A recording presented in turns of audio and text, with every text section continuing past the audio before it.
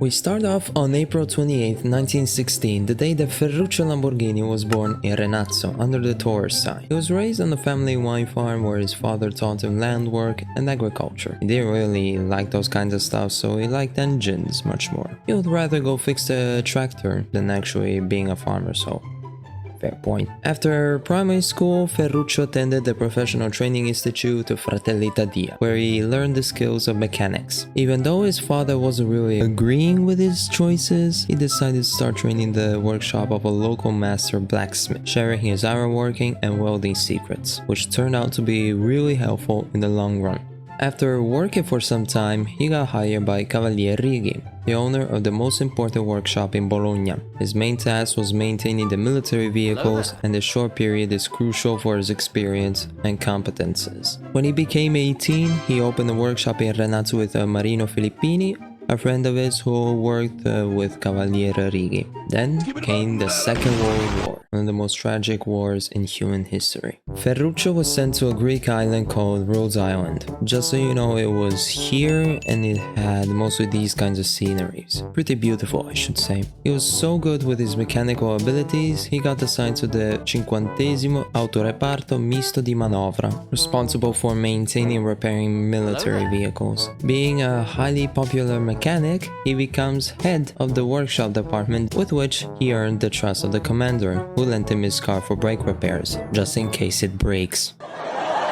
The island's life is marked by the war until September 8, 1943, when the Autocentro staff just flees. Ferruccio returns as a normal citizen in Rhodes Island and opens a small workshop with the permission of the same Germans who preferred to take advantage of his mechanical skills than actually imprisoning him. He returned back to Italy in 1946, where he met a girl from Ferrara called Clelia. As Italy was recovering from the war and the agriculture was unfortunately facing a crisis, Ferruccio wanted to step into the tractor industry and use his abilities, especially with the diesel engine, to create a new market for agricultural automation. Even though the market was mainly dominated by the folks from Fiat, Landini and Motomeccanica, who used internal combustion engines instead of diesel engines, provided the perfect opportunity for technological improvement. The result? On February 3rd in 1948, the Carioca was introduced, a powerful but pretty cheap tractor for peasants in the Basso region. It was an immediate hit. It was becoming very popular between the farmers. So in 1951,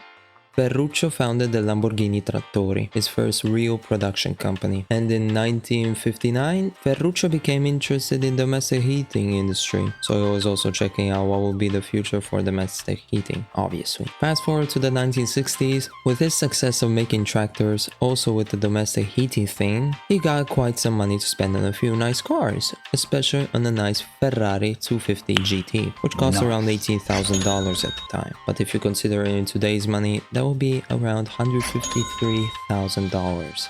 Damn, inflation hit hard. In 1963, the clutch of his Ferrari decided to commit living. Ferruccio wasn't really happy about this, so he went and visited Enzo Ferrari, and then went more or less like this. Ciao Enzo, excuse me, but there's one thing that isn't going good with my Ferrari.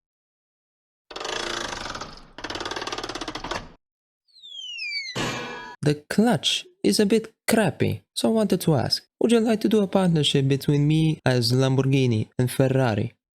No.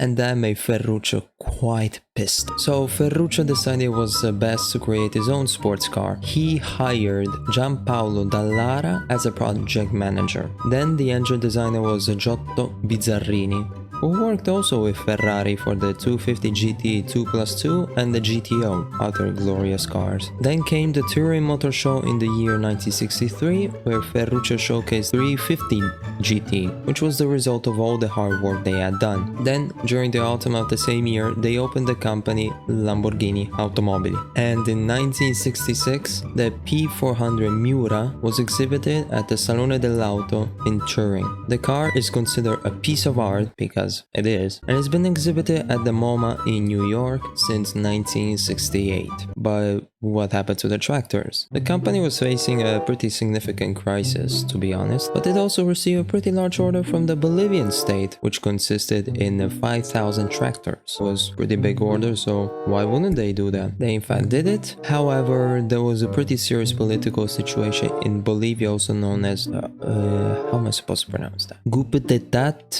state hit, something?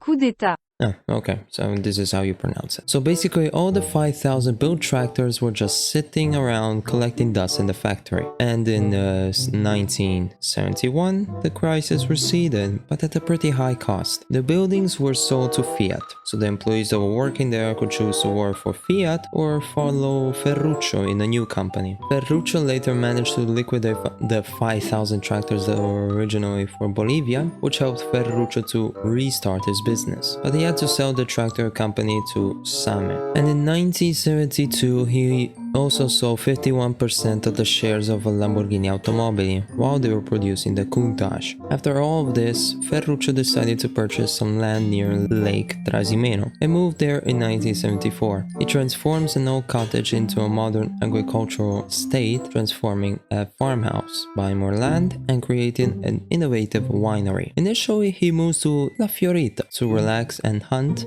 Entrepreneurial tendencies led him to turn the land into a renovated farm, tennis camps, swimming pools, and golf camps. Ferruccio Lamborghini unfortunately passed away in 1993, surrounded by friends who visit him daily to remember the past and project the future. But the company still lived on, making more and more iconic cars like the Aventador, the Gallardo, the Huracan, the Sesto Elemento, the Diablo, and so many more.